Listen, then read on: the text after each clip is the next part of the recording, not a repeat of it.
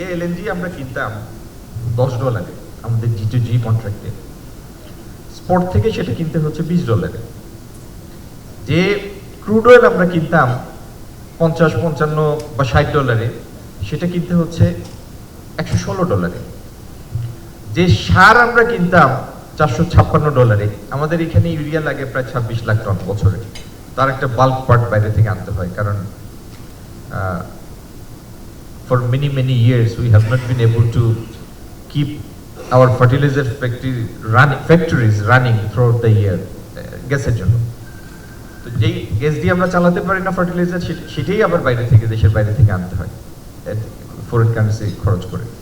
যে গ্যাস আমরা কিনতাম $456, সেটা কিনতে হচ্ছে ইন এক্সেস অফ $800।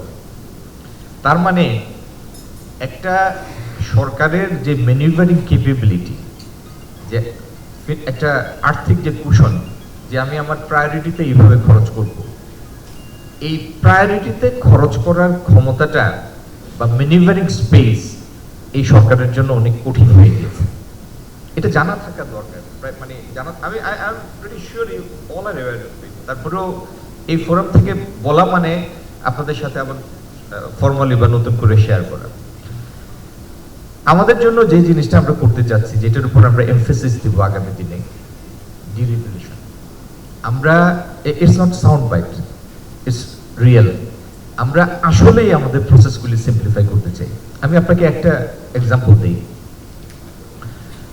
কয়েকদিন আগে ইউরোপিয়ান ইউনিয়ন, রোজার মাসে, মানে আমি দায়িত্ব নেওয়ার পরে ইউরোপিয়ান ইউনিয়ন এর অ্যাম্বাসেডার, ওনার 8-10 জন মেম্বার স্টেটের অ্যাম্বাসেডার নিয়ে এসছেন। এসে হি blessed me with a thick file, a list full of non-tariff barriers, list full of this much thick. আপনারা তো জানেন যে এলডিসি গ্রাজুয়েশনের পরে ইউরোপিয়ান ইউনিয়ন আমাদের 40% এক্সপোর্টের 44% destination, a very vital LI, business LI আমাদের জন্য।